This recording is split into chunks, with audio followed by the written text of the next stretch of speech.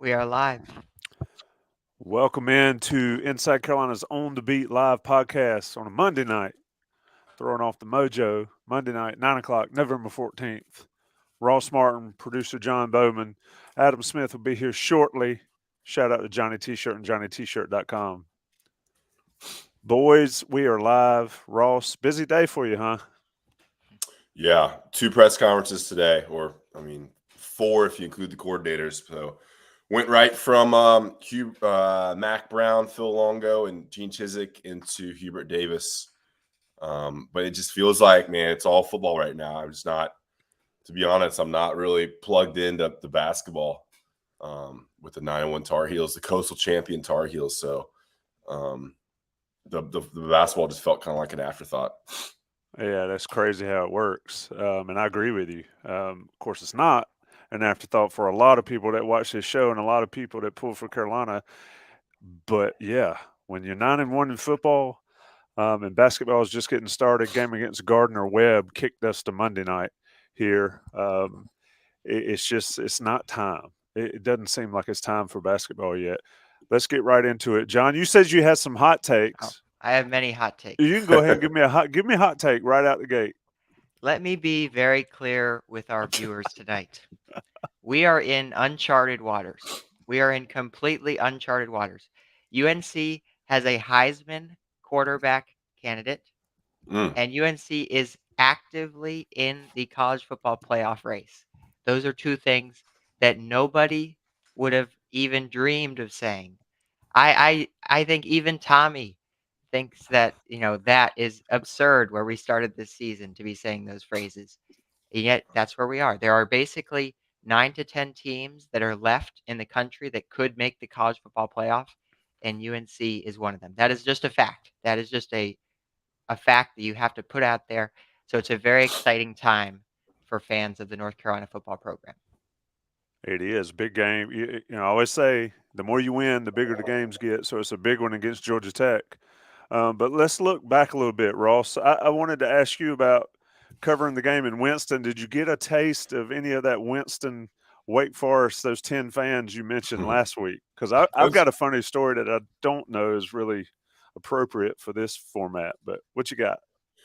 It was a good crowd, I thought, overall. Yeah, a lot more than 10 fans, but a lot of UNC. We're in the press box, so we see really just one side of the field. But it was a great crowd, good atmosphere there. It's an interesting place, man, because they're such a small school. But I mean, it's a nice stadium, good setup. I mean, it's big time. It's not some rinky-dink football program. Like, they do it right. The press box is unbelievable. It's a very new, modern, big press box. It was a good game, and I thought this was UNC's toughest test to date. And it came down to the end, and defense made a play, and Drake May and Josh Downs did Drake May and Josh Downs things, as we like to say. And it was a good, solid win for UNC. Kind of hope that was more of a ranked. You wish it was a top 25 game, which would carry a little more clout. But UNC is beating who's ahead of them, and the train rolls on. Yeah, a lot of people were happy when NC State lost to Boston College, and we can all sort of enjoy that to some extent, but I think it hurts Carolina ultimately because I kind of wanted to see Carolina get the chance to play a top 10, top 12 team, and I think State would have been there if they could have beaten the 3-7 Boston College teams. They're beat up as well, but Boston College came through there. Ross, when you watch that game though, and this is something we talked about, and you mentioned Drake and Josh things. Was there ever a sense that Carolina's going to lose this one? This is the time Carolina's going to lose that. I just didn't get it. Sitting in the stands, I didn't feel that way. Yeah, UNC trail, but they didn't trail by more than three By 4 one. points. The only time Yeah, they missed extra point cost them to be behind there. yeah, and they're kind of going back and forth. They with the 2-point conversions and stuff. No, I agree. Like, I didn't really feel like it was out of hand. I mean, it just felt like UNC kept moving the ball. The offense kind of got stalled a little bit in the second half, but it didn't feel like Wake was overly dominant on any on defense or offense. And I thought UNC was moving the ball at will. when they needed to, and they just made a play. You did kind of worry it was going to be who had the ball last situation because both teams were scoring, and I thought Sam Hartman played really well, and those wide receivers are great there. You kind of saw how good A.T. Perry was, 5 receptions. The Morin kid had 5 receptions for 106 yards. But Cam Kelly made the defining play. I wrote about it. That made the difference to take away a possession from Wake Forest and get the field goal. That was huge. So, yeah, I agree, Tommy. I mean, I didn't feel like at any point Wake had complete control of the game. I don't think UNC had complete control of the game at any point either. And it was a situation where someone made a play and UNC did, and they kind of had the ball last. And the defense, like we've always talked about, they made opportune plays and shut down the team in the fourth quarter, and that was big.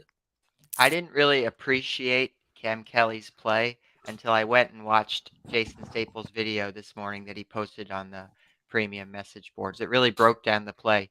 He did an amazing job of showing just how much agency Kelly had on that play. He was basically the free safety. He didn't have a coverage responsibility. He made an amazing play, and it really saved that game. So I encourage everyone watching, go check out Jason's video if you haven't already.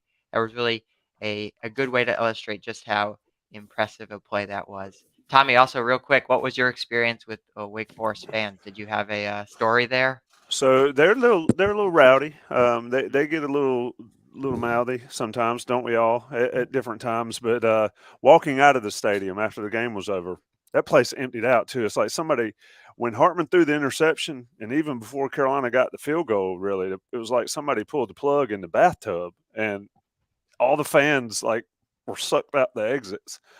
But we're walking out, and there's this kid, this teenager, doubled over.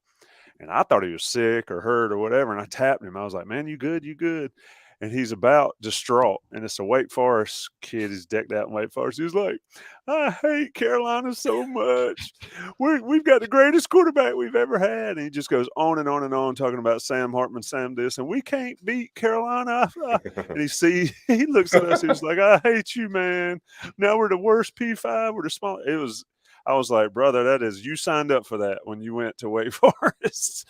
And but they, sort of feel their pain. They've had the best quarterback. It's kind of like when Carolina had Sam Howell. They had the best quarterback they'd had in a long time and could never get over the hump.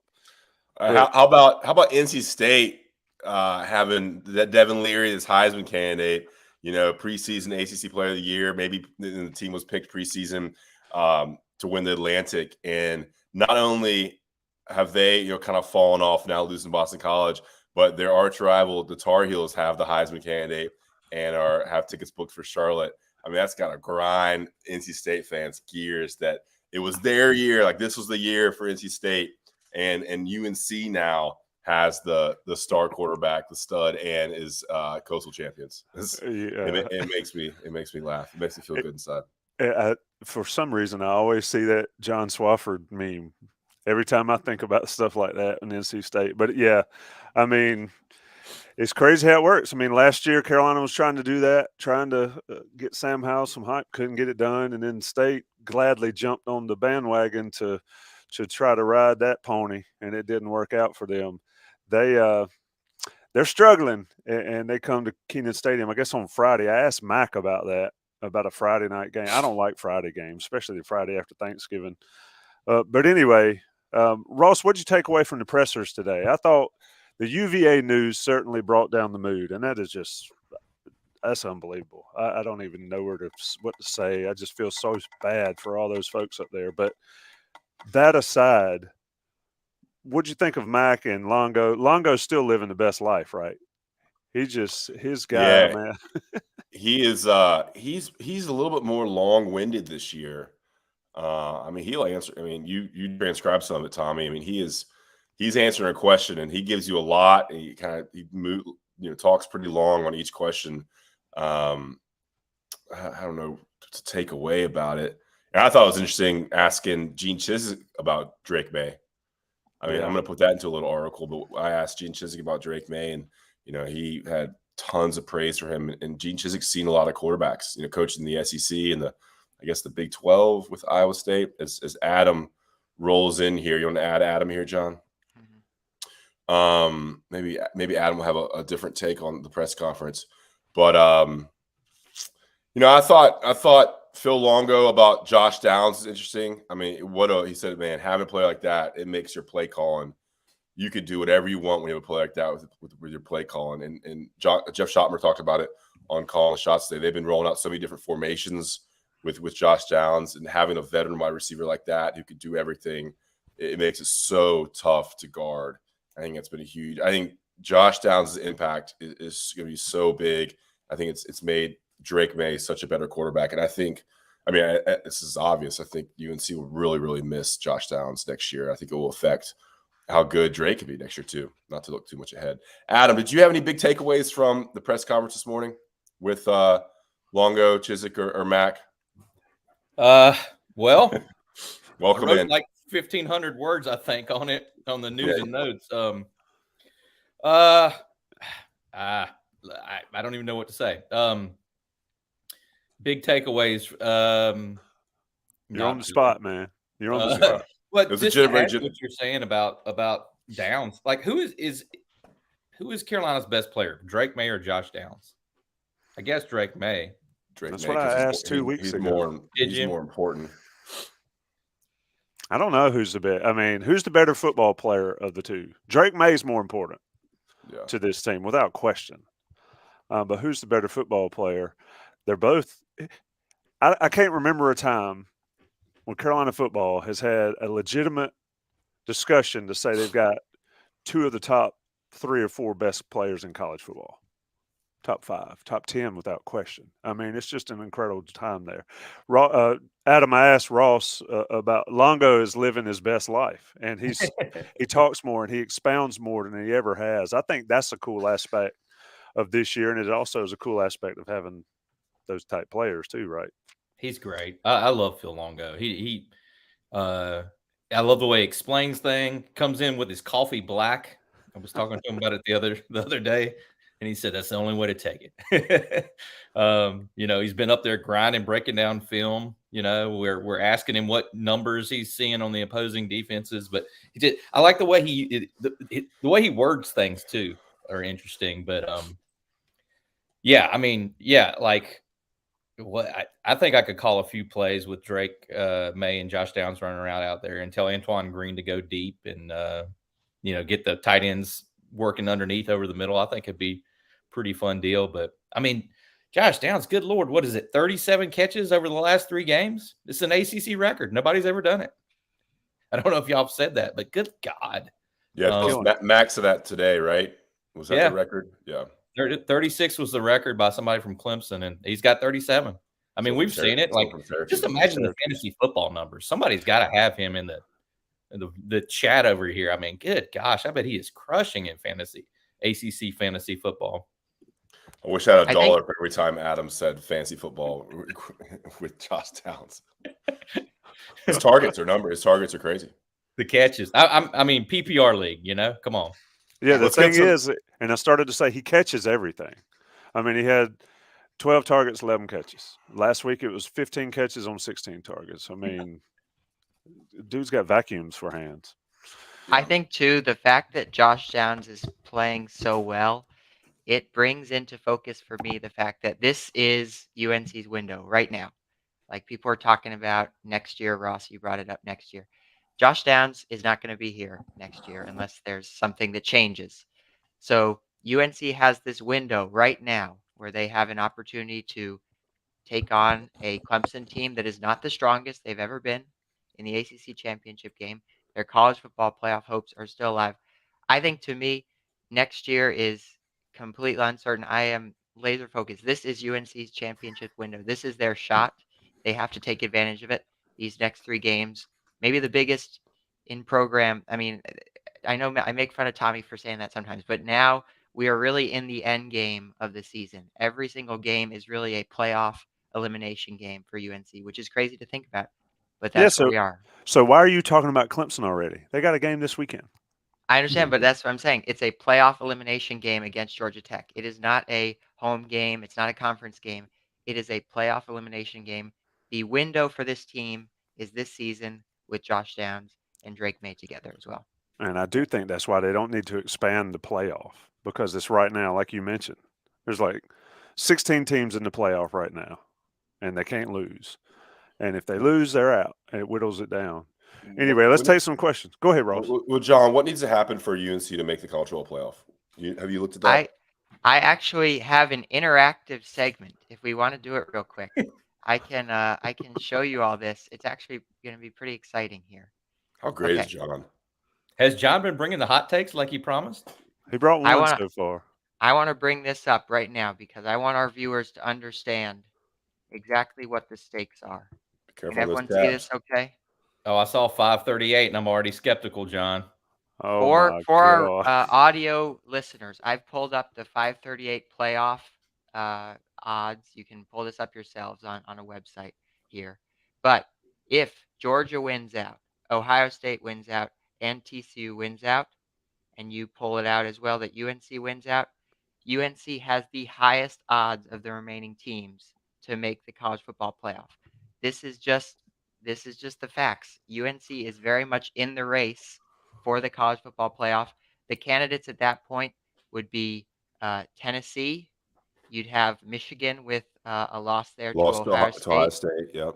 You'd have USC there in the mix, but UNC is right in there. And the college football playoff, they have talked about the committee. They have talked about conference championships matter. In this scenario that I've just put out here, UNC would have a conference title, and that might be a trump card over some of the other teams on this list who might not have a conference championship. So how would UNC jump Tennessee? Because Tennessee would not play the conference championship game, right? Because Georgia plays. Mm-hmm. So if Tennessee wins out, how would UNC jump Tennessee, you think? Just because they'll have the win over Clemson? The argument would be UNC has a conference championship, and Tennessee did not win their conference or even make their conference championship game. They're not even a division champion. That would be the argument. And look, it becomes a question to the college football playoff, but UNC would have a very strong resume, and they would have a chance right here. So that's why I'm saying the time is now. The season is in the end game. UNC is in the college football playoff mix. Believe it or not. It's Let me ask you a question. Let me ask you all a question. Who's the head of the college football playoff committee? Blue Corrigan. Which is what's his current job? He's the athletics director at North Carolina State University, the home of the Wolfpack. Mm-hmm. Is that a good Tommy's thing? Tommy's such a fan, such an inside Carolina message board guy, thinking there's conspiracies. No, I'm just saying it might be a good thing, right? You got an ACC guy over. See, Ross, I'm going against the grain. You have an ACC guy rather than an SEC guy or somebody else.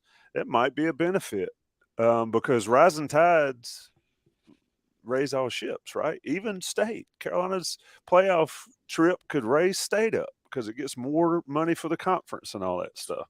I believe when I see it, but it's a possibility.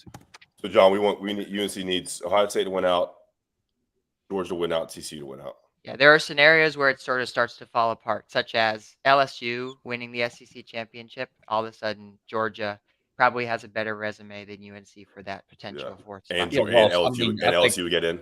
Yes, but you start a lot that needs to happen, Ross. Yes, but UNC controls their own destiny in some ways because if they win these next few games, they're going to put themselves in a great position resume-wise. I also do want to bring in a question real quick here. This was submitted offline from Mark, user HKRY Heel. He says, with this year's football team, are we seeing a replay of the basketball team's run to the Final Four last year? Do you see some parallels with how the team is coming together? Maybe we'll start with Adam on that one. I mean, maybe in the sense of being able to pull out some anxiety-ridden victories when it looks like it might be going the wrong way, and you're not sure. I mean, with all due respect to the team last year, at some points in the year, you're like, how good are these guys? I can distinctly remember being in the Smith Center one night, the night that Pitt beat Carolina in basketball at UNC, and Greg Barnes turned to me and said, do you think this is a tournament team? And I was like, not looking like one right now, Greg. Going to need to win that game at Virginia Tech, which they did. But anyway, Yeah, I guess you could make some parallels. I don't know. I feel like these guys are freaking 9-1 and 6-0 in the league. I feel like this thing is kind of an entity all to itself. The 6 road wins by 20 points. I mean, good Lord, man. I mean, we were all there. Well, I'm not sure if John was there. I'm sure Tommy probably was on the premises, but I mean, Ross can tell you. I mean, how about the Cam Kelly interception the other night against Wake? You could hear just an audible groan from the people in black and gold, and then the people in Tar Heel blue. I mean, it was almost like, I cannot believe it. It looks like it's, just the gasping and the groaning. There's a little team of destiny here, right? Winning these games so close. I thought about asking Mac winning that, small. Ross, about team of destiny, if he believes in that type of thing. What do you think he would say? I figure like he would come out with some sort of reference from like 1979 or something, And you ask him one thing, and he just ends up talking about something completely different. It's crazy. Barry Switzer told me in 1979, something like that. Hey, that's how you do it. You think he answered your question? He might have, but it was somewhere in here when it was a big long answer. Chiswick's king of that. I asked Chiswick about Cam Kelly, and what did he say? He was like, "Yeah, it was nice. It was a nice interception, but." He said, "That's the job description, right?" Let's throw it right in there. He's a little inconsistent. Back. Short memory, right? He's well aware of his defense's issues, it seems. What did Mac do today? Mac did this. I guess people can't see it. He held his hand very steady to say how Gene's so even keeled. Mac gave him one of those. He's probably like, God, these guys are or whatever. I was like, hey, do you have a chance to watch Drake May ever? He's like, I got a lot of my own things to worry about when they have the ball. Pretty funny. Ross had a great comment to Gene today saying that, Gene, you've coached 3 seasons at UNC and they've gone to the ACC championship 2 of those 3. That's a pretty good ratio there. Yeah. He liked that one. He grinned big on that. And I asked him about Cam Kelly. He said it was very timely for Cam. There's no question about it. He's played some really, really good games. I think he's been inconsistent. He's not the only one. It's funny, man. Fans used to rip Phil Longo at the first 2 or 3 seasons, and now, man, I don't think he can do anything wrong. 0 for 2 on 4th downs, and that's the red zone issues against Wake Forest. But man, he has proven he is a guy. And like Gene Chiswick. I mean, fans hate on Gene Chiswick, but look, he's been the coordinator for an 11-3 team and now a 9-1 team, both going to the ACC championship. I don't know if it's just lucky or how the it fell, but there's something he does that has got the defense playing good at the right time. They've been the difference in some games. They've made the game-winning or the game-sealing play how many times straight since Notre Dame? I mean, at some point, and I know a lot of people on the Inside Carolina message board still get fired up about how the defense is awful, this and that and other. At some point, you got to say, well, damn, that was pretty good. Cam Kelly got toasted twice, like bad. All you saw was the back of his jersey. It was easy to see that number 9. And then he steps up and he makes the play that seals the game on a good individual play. I mean, that's part of it. In these day and age, you're going to give up points and yards. But Mac always says it. You got to daggone. It don't matter about the last scoreboard that there is. And Carolina's been on the top 9-1. I mean, UNC safeties and cornerbacks, man, they struggle to tackle. The tackling angles are bad. It's been bad all year. Arm tackles being out of position, forcing them to just not be in position to make a tackle. You got to think they're going to go into the portal for safety or for a corner. It's just tough for UNC to get guys in to undergrad here, I think. I think grad school's tough as well, but you would think they've got to get a safety just to compete and just provide some competition for Kelly and Biggers. Biggers is a senior, but I think they all have an extra year. Ross, somebody's asking about Antoine Green, and you tweeted it out and put it on the message board, but the update on Antoine Green, it sounded like it's a week or a daily thing, right? Yeah. Do you think it's concussion, Adam? I mean, I would have to guess it's a head injury. Yeah, he got taken out after the targeting call, right? And then the guy AJ Williams who hit him was flagged for targeting and ejected, and Antoine didn't come back in after that. Late in the first half, he already had 4 catches for 81 yards. the big one. He had that real big one in the corner there. He was on his way to pretty big day, it looked like. But I was actually thinking about Antoine when I was driving back from Chapel Hill today, and I was wondering, like, I wonder just what the prognosis is, because you remember Rod Dilworth had the concussion earlier against Notre Dame. It seemed like he was out for 2 or 3 games, to where you're kind of expecting him to come back, and it took him a while longer. So that's definitely somebody we need to keep our eye on. Yeah, I mean, it just depends on the player and depends on the concussion, I guess, or whatever. I'm not saying that's what it is. Right. We're speculating that it's a concussion. Yeah. I mean, and it seems here, I'm gonna put this up, John. And it seems Conley, man, I don't think we see him again this year. It seems like he had a setback, is what UNC is saying. I don't think it's like super serious, but they're monitoring it. But I just don't think it makes sense for him to come back this year. What, 2 more games regular season, 3 more games, I guess 4 total. They don't make the college football playoff, so I don't. So the Conley questions, I just think he get ready for next year. What was the wording I got from? Go ahead, Tommy. But he had a setback. Yeah. To add to what producer John was saying earlier, like I agree with John about this being the window, because I mean, I think we'll set it up for Clemson to score 65 on Carolina now. I think Clemson's beatable. I mean, we've all seen them play.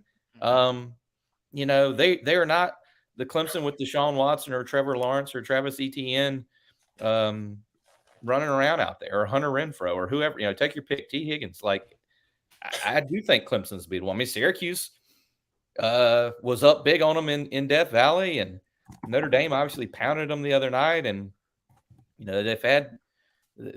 I don't think they're the monster that they could be. I think Carolina can score on anybody, honestly. Mm-hmm. They have a really poor secondary. Isn't that kind of their issue? Their corners are not as good as usual. I mean, look, Wake Forest put 45 on them. I know that's in 2 overtimes, but Wake Forest put 45 on them. Syracuse put 21. Florida State put 28. So, I think you're right. Their offense is just up and down with DJ. Be interesting to see what happens there. Yeah. Let me throw one up here. I'm gonna steal the board for a second. Shane asks, how much you think playing for the Heisman for May will help the team stay focused? I don't think the team stays focused because of that. What do you think, Adam? I mean, they stay focused for what we've been talking about, for what John just threw up on the board. I mean, you got to beat Georgia Tech, you got to beat State, and you got to beat Clemson to have a chance to have this playoff deal. That's the focus, right? Individual awards, yeah, they're cool, but playoffs, that's why they're focused. Totally agree. But I mean, I think obviously the Heisman thing is super cool. I mean, it's it's pretty freaking awesome. And I think look at what we look like here. We're not, young 20-year-old studs, all due respect, Ross, you being the biggest stud of the group. But speak for yourself, Adam. I mean, these guys, are on their phones constantly, and like, obviously they're highly keenly aware that Drake has a chance, in this Heisman candidacy here. What is odds down to like 6-1 maybe at this point? I think I saw. And I think they think that is great, because I think they like Drake. Drake seems so exceedingly likable, just like one of the guys. So I think that's another little cool nugget carrot to all this, Tommy. Yes, of course, I think they're focused on Georgia Tech and NC State and Clemson, but I just think that's another little added feature to just, I've typed it a million times, a special season. I just think that's a really cool part of this season. I think it's a huge motivator, Tommy.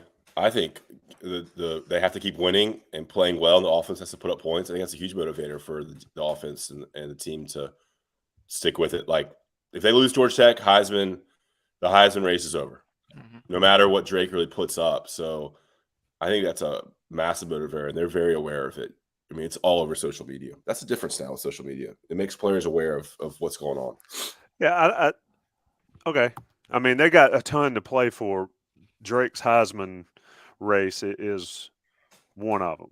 You know, I think the playoff thing and winning out and all that stuff and getting to the top of the rankings, I think that's what. If I'm a third string defensive tackle, I want to win because I want to go to the playoffs.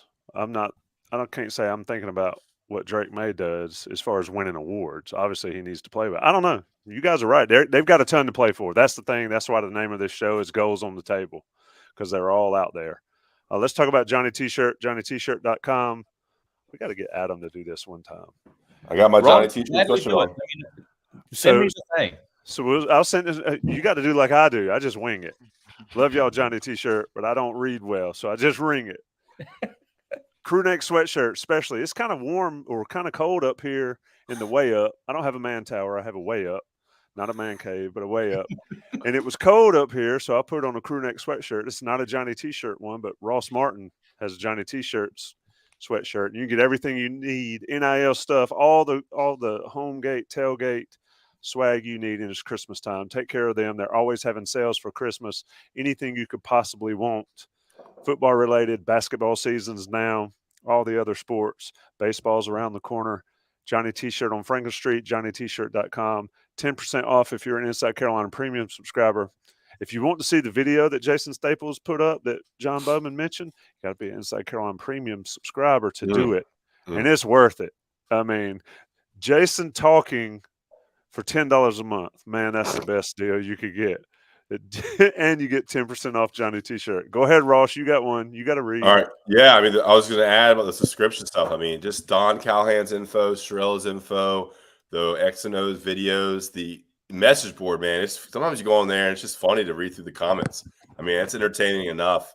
And then we obviously put all our breaking news first to the message boards there, injury updates, any scoop we have as well. Blue Shark Vodka, the smoothest vodka in the world. We want to thank Connor Barth and the people over at Blue Shark Vodka out of Wrightsville Beach for sponsoring this podcast, sponsoring Calling the Shots, and sponsoring Inside Carolina, an independent, locally owned company. Support local, drink local, read local, Inside Carolina and Blue Shark Vodka. I have this holiday cocktail. Y'all ready for it? All right. Blue Shark Vodka, ginger ale, cranberry juice, orange slices, and then you drop some cranberries in as well with some ice cubes. It's a nice holiday cocktail for Thanksgiving or Christmas, like a little punch. We'll call that the holiday punch. So Blue Shark Vodka, check them out. And they're available in all 100 counties in North Carolina at a very accessible price point. So if you're drinking vodka, try Blue Shark Vodka. We have some national ads. We'll be back with more of On the Beat Live. We're back. It's 9:33 on the East Coast. Ross Martin with the reads, the dulcet tones of Ross Martin's voice. John Bauman down in the corner. I'm up in the left corner, and then the youngest of the bunch, Adam Smith, on my bottom left. I assume everybody's bottom left. John Bauman, what you got left for us? I want to talk a little bit about the Heisman. I think that is another big topic this week. I have a couple of comments specifically about the Heisman voters. I think first of all, you have to remember the Heisman voters, they have not watched Drake May play. If they've watched it, it's been like a clip here or there.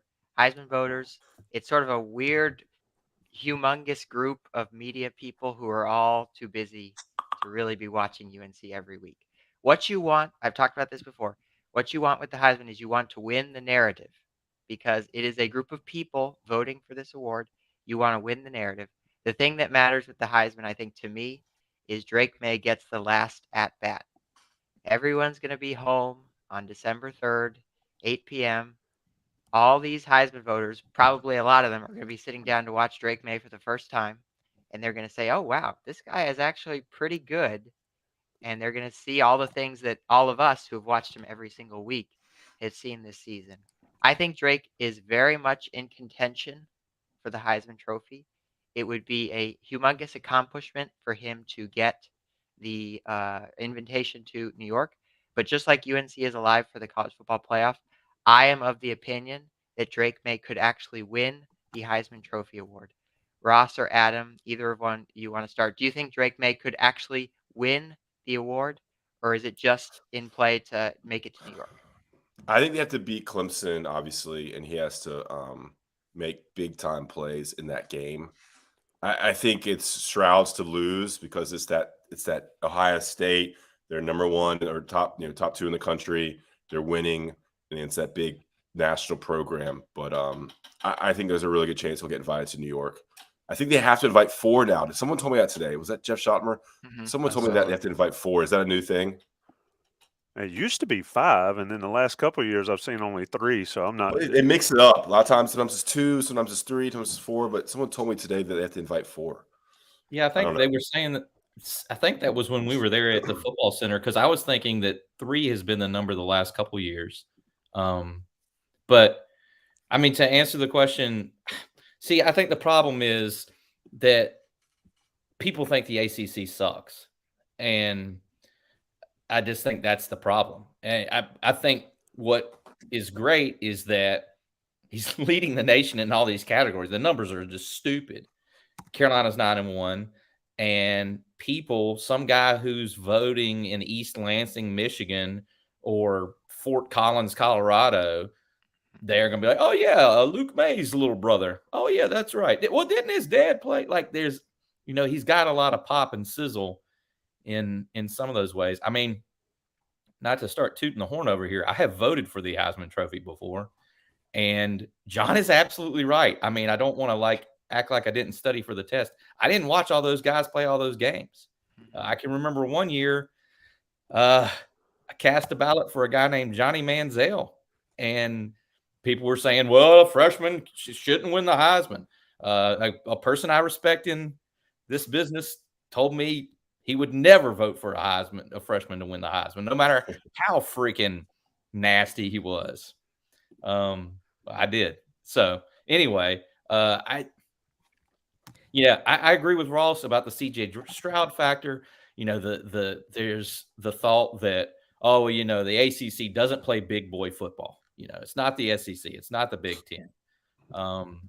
So, Adam, I have a quick question there. I want to know the process as a Heisman voter. What was it like? Did they reach out to you at the beginning of the season? Did they send you a gold envelope in the mail that you had to scratch it back and send back to them? What was the process? I tweeted out the schedule. If you want to look on my Twitter, go ahead, Adam. I'm gonna read it to y'all in a second here. No, go ahead, Ross. That's what do you mean for when they go to New York and that? Well, here Ross it is. Let me hold on while you're looking. I just want to an aside here.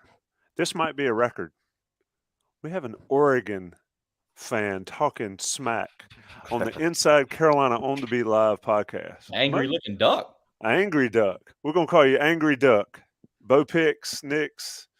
Sorry, that's a shout out to Gregory Hall. Anyway, my bad. An aside. So the schedule, and then I'll let Adam take over. November 28th is when Heisman ballots are distributed. I'm assuming it's online. It is. Heisman ballots distributed. December 5th is the Heisman voting deadline. The ACC championship game is December 4th. So I guess you could vote before that, but I would imagine most people vote on December 5th. And on December 5th, Heisman finalists are announced. So anytime between the 28th and the 5th, you can submit your ballot. And then the ceremony is December 10th, which is the following Saturday night. Adam, what's the process like? Okay, so that is, obviously it would be. I'm sitting here trying to do the math. Obviously, that would be a Saturday. It's always on a Saturday. I'm like, what day is December 10th? I mean, do we need to go to New York? Okay, we can talk about that later. Back-to-back trips to New York? I mean, I don't know. I mean, it's nothing sexy, honestly, about the vote. I mean, it is a pretty amazing thing to do, but it's the times I have done it. I think I've done it 4 times online, and it's been because the organizations I've worked for had AP Top 25 votes. A lot of the people that vote in the AP Top 25 poll vote for the Heisman. There's other awards there, the Walter Camp stuff, all those. When ESPN does sort of the season-ending award shows when there's no games going on, you see these guys at these different spots throughout the week. It's like the award ceremony week. There's all sorts of ones like that. I mean, it's fun. I mean, there's no gold envelopes. There's just an email and you're dragging names. I mean, you list them. You can put, you could put Josh Downs on there if you wanted to. You could put, whoever you wanted to on there. And I think you can vote for up to 5, and your number 1 pick gets the most points. But it's a pretty straightforward thing, and Yeah, it's pretty cool. I sometimes it's a little hard because you feel like you don't know these guys as much as you should. So, That's but what I'm saying, though, and again, it's all due respect to Adam. You guys are just busy. The media members are busy. You're covering your specific team. you're watching one team every week. Yeah. You know what I mean? You're watching one team, and then Yeah.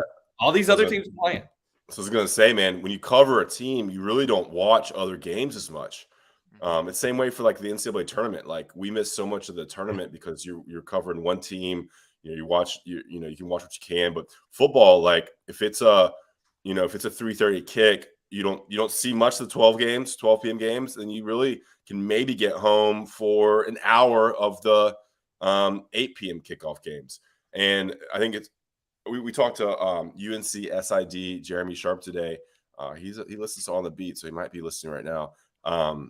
But they kind of, in my opinion, they officially launched the campaign yesterday with that tweet that y'all saw with the hashtag Drake for Heisman. May for Heisman. May for Heisman.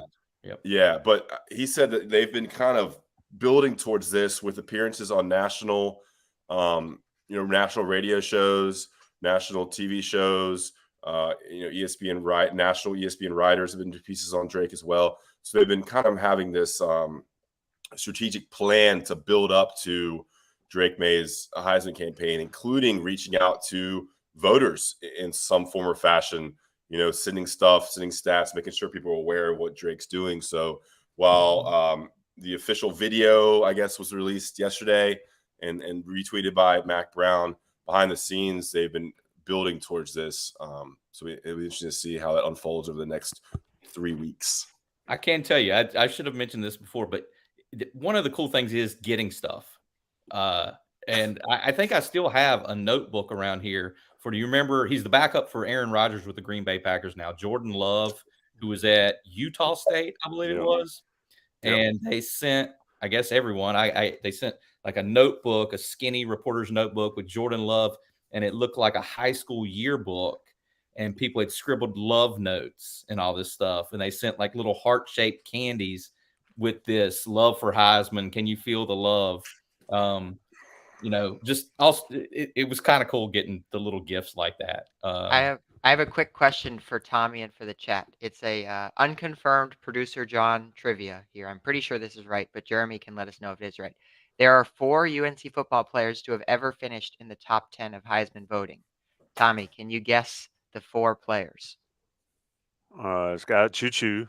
He did it twice. Charlie Justice in 1948 and 1949. Kelvin Bryant, maybe? No, he got hurt that year. I'll give you a hint. 2 running backs and a defensive end left. Peppers. Amos Lawrence. Julius Peppers, 2001. He was 10th. And then Amos Lawrence, is he the other running back? Mm-mm. Really? Mike Voigt. Mike Voigt in 1978. He finished 8th. Space Cowboy. Natron Means? No, it was Don McCauley. That should have been 1970. I'm not that old, so that's why I didn't know. Peppers, McCauley. A couple people in the chat got it. Tommy had history class with Don McCauley. No, I did have Portuguese class with Mia Hamm. I borrowed her notes. Wow. She gave me some skills. I had philosophy class with Rashad McCants. Did you really? That explains a lot. Did he go to class? I saw him the first day, never saw him again. Yeah. I think he might have dropped it. I had acting for the non-major with Ed Cota and Terrence Newby. Oh, that was one of the greatest classes ever. Great class. Yeah, I would highly, if you were listening to this and you're a student, take that class. It was hilarious. That's an interesting take there, John. You got any more Stump the old guy? Well, I do want Jeremy, if I'm wrong here, please call into the show next week and correct me. These are unconfirmed producer John stats. I'm not an expert here, but I think that is cool. Only 4 players in my look finished in the top 10 of Heisman voting. I think Drake May's probably locked to finish in the top 10 at this point, so that would be quite the accomplishment. Well, honestly, though, what we've been talking about here and what Ross was saying, we watch one game and we really get into that one game a week. I wonder, the phrase Heisman moment, I feel like that's where it came from, because you need a Heisman moment for everyone from all corners of the globe that vote on this thing to sort of latch onto. Like when you hear these people proclaiming, there's his Heisman moment, like, I think you do need that, because you don't know what these other voters are watching during, their Saturday from noon to midnight. Yeah, I mean, he's got to have.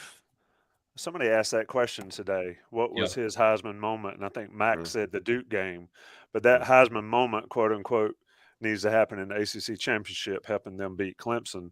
And I think, Carolina getting him out and getting him on the national shows and all that, hey, he's welcome to come.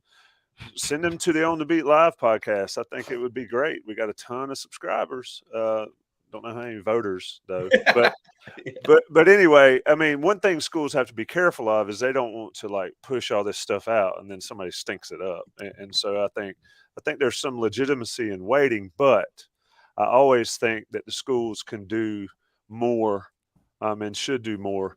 I mean, Iowa pushes everybody every year, and I mean, so it is what it is. But I think Clemson is key. 11-1 going into Clemson, throw for about 450, run for about 80, and then let the chips fall where they may. And he's done all he can do. At that point, he's done everything he can do. And if people don't want to do it, then that's on them. What left, John? You got any more hot takes? I want to use our hot take button. Hold on. This thing. Hot takes. Give me some. Yeah. I came with a lot of hot takes. Adam missed my early rant too. John, you've been great. I think you've been wonderful. I do want to throw up a quick question here. This is from R. Farrell. He asked, what do you think about the D-line with Taylor and Dez out? Some people were saying that they had one of their better games against Wake Forest. Adam, you're shaking your head there. Do you agree that the defensive line looked better a little bit last week against Wake? John, I'm nodding my head. I'm not shaking my head for those of the people who cannot see what I'm doing. Yeah, I mean, yes, I think they did. I mean, I think Wake's offensive line helped out with that some. But yeah, I thought we were saying today at the press conference that I think we were saying to Chizik, like, I'm not sure how they come up with the stats because they didn't give Carolina many sacks and many quarterback hurries. I thought they were back there quite a bit. I thought they disrupted Sam Hartman quite a bit and were able to make an impact. I thought Jahvaree Ritzie was back there, quite a bit. How about Ra? Ced Gray and Rucker. Mac was praising Rucker again today. But I thought the defensive line played pretty well the other night. I thought it was maybe the most penetration and, like, I don't know if we can call it havoc, but like they were back there messing some plays up. I think Rucker graded out 77.8. That's another Inside Carolina Premium thing is you get to read all these grades on the Inside Carolina Premium message boards. Go ahead, Ross. Yeah, I was going to say 1 sack, 2 TFLs. The numbers don't pop if you look at just the basic box score.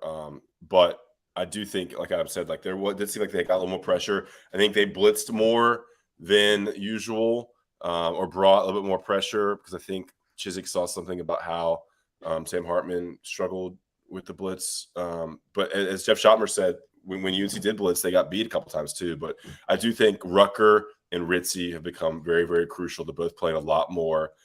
They sent out Chris Collins is still logging the most snaps of any of them. But I think those two guys become the most important guys for UNC's defense. Let me shout out our regular. Schlegel, we will discuss this Thursday because Jason Staples is the one that said they shouldn't blitz. I said if they're going to blitz, they better get home or they're going to get cooked. So we will discuss the pressure, blitz, and all that. And Chizik said today in the press conference they blitzed more than they have, and they did. The numbers bear it out in Greg Barnes's article on PFF. But they got home, to Adam's point. The defensive line got through the Wake Forest line despite all the holds. And I know they called a few of them. There was a couple that were big calls, a couple that weren't called. But the defensive line played much better to get through there.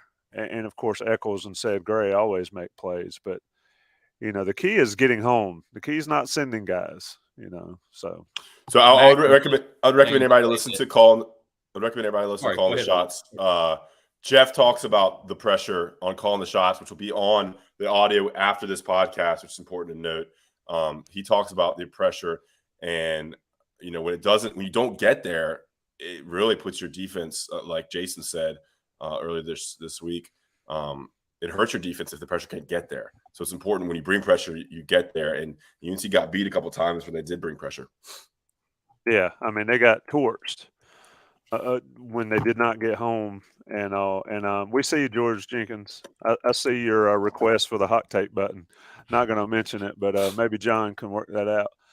Anything left, boys? I mean, Carolina's got a ton to play for. Georgia Tech comes. I think we're sort of overlooking Georgia Tech. You know, I have no idea who'll play quarterback, but as Chiswick said and as they said, they've got some talent. Go ahead, Ross. Trap game. It has trap game written all over it. Drake May said on the field at Wake Forest Saturday night, it's a trap game. I mean, they had just won the Coastal. They got the trophy. He just got out of the shower. And you might see that in countdown to kickoff later this week. He said trap game. And, you know, Ross, I know Ross didn't make that trip last year. I don't blame him one bit. I was down at Georgia Tech last year. They played the game in Mercedes-Benz where the Falcons play. That was an abomination from the Tar Heels last year against Georgia Tech. They were a massive favorite on the road somehow. And I think Sam Howell got sacked 8 times. And I remember Matt coming on and comparing Jeff Sims to Vince Young. He looked the long strides of Jeff Sims. To Matt's credit, he looked like Vince Young in that game. He looked pretty good that day. But that was – what did Mac say this morning, Ross, that he looked at the score and it made him throw up this morning or something? He looked at he looked at the stats this morning and it made him throw up. So it's between – they won the Coastal and it's the game before the NC State game. That's that's the definition of a trap. They've kind of achieved something, and there's 2 bigger games on paper ahead of them. And so, Georgia Tech at home, 5:30, ESPN 2. It would be kind of fitting, Coastal Chaos, to have one final swing, because this is UNC's last Coastal game, is it not? Because Georgia Tech is in the same division. So it would be one final swing of the Coastal Chaos meter for Georgia Tech to pull an upset. Yeah. I kind of agree with Bull Heel, though. I think I'm sort of this same sentiment. Go ahead, Adam. Wouldn't it be crazy if they went unbeaten in the Coastal in the finals? It would, like, no Coastal Chaos, just Coastal. What's the app? Just like ho hum. We swept the Coastal. Nothing weird happened. Well, a lot of weird stuff happened, but we won every game. Georgia Tech beat Pitt, beat Duke, and beat Virginia Tech. I mean, it's not like they're awful. I mean, beating Pitt up there, and that was in October 1st, and beating Duke, those are decent wins, I would say. The Pitt game was right after they fired Jeff Collins. It was their first game after they fired Jeff Collins. I don't think no one said Georgia Tech was awful. I mean, yeah, and beating Duke. I mean, Pitt and Duke have, they've been 2 of Carolina's tougher games this season. Go ahead, John B. We're about to get out of here. It's On the Beat Live. It's 9:53 on the East Coast. Johnny T-shirt, Blue Shark, all the good stuff. Subscribe. If you're in the YouTube chat and you're not subscribed to the Inside Carolina YouTube channel, please do that. Let's get to 16K by the end of the week. And if everybody hits that button, we'll get there. What you got, John? I have a question for Ross, our resident food expert here. I have some breaking news as well. So this is from Sam Robinson, who claims to be the UNC undergraduate vice president. He says that the on-campus Bojangles will be honoring the 100-point special, the 2 sausage biscuits for $1. Ross, how long is the line going to be at the Bojangles on campus the next time UNC scores 100 points? How many times would you have gone to that as a student? I saw that they weren't honoring it. Is that the issue? Yeah, they just announced that they are going to do it. So it says on November 18th, while supplies last, 2 sausage biscuits for $1 for everyone who wants to go wait in a 3-hour line. There's nothing better than free food. I love free food. I'm glad that UNC is getting having meals before basketball now. It tastes better when it's free. So I think the line will be long. I don't know. I can't do. I love some Bojangles, but it's hard to do these days. You get older, it's tough to handle some Bojangles. Carolina basketball is tomorrow night, 8:00. Gardner Webb. You boys covering? Do we look forward to the Ross and Adams show from Smith Center? Always should be there. Yep. All good to go there. And I want to thank some of the guys in the chat here. Calm waters in the coastal, coasting in the coastal. These are all appreciated. We put these in the little mental bank up here tonight. Blue Shark Coastal, the smoothest coastal race in the history of the coastal. It might pop out onto the keyboard somewhere. You boys are funny. It's time to go. Tommy, who's on the show tomorrow night with you after the game? Sherelle McMillan will join me in post-game Gardner Webb. It is a scoop week with Ross and Don Callahan, so Sherelle will get on with me on the post-game basketball to talk a little hoops and what he's seen, what he has seen in the first 3 games. And then Ross and Don on Wednesday with a scoop. Is that accurate, Ross? And then game plan on Thursday. Greg Barnes and I on Next Level, guest to be determined at this time. Speaking of which, we had a guest on last week, Joe Lizzie from New Jersey. He's a sports betting guy, and he talked about Drake May's chances, and it was not what people wanted to hear on Inside Carolina message boards, but it is relevant to how the national guys mostly think of his candidacy for the Heisman. So it's worth a listen if you haven't listened to that. Then game plan Thursday, VIP on Friday, and then Inside Carolina Live in the Bowls lot, I guess at 2:30 to 4:30 in the Bowls lot. Hope to see Adam Smith there in the Bowls lot live. It's a requirement. On the beat here, on the beat live, Ross Martin, Adam Smith, John Bauman, and 300 of our favorite friends in the YouTube chat. It's always fun. Rate, review, subscribe, like, all that good stuff. Get it done. Blue Shark and Johnny TShirt and Inside Carolina. We'll see you next time.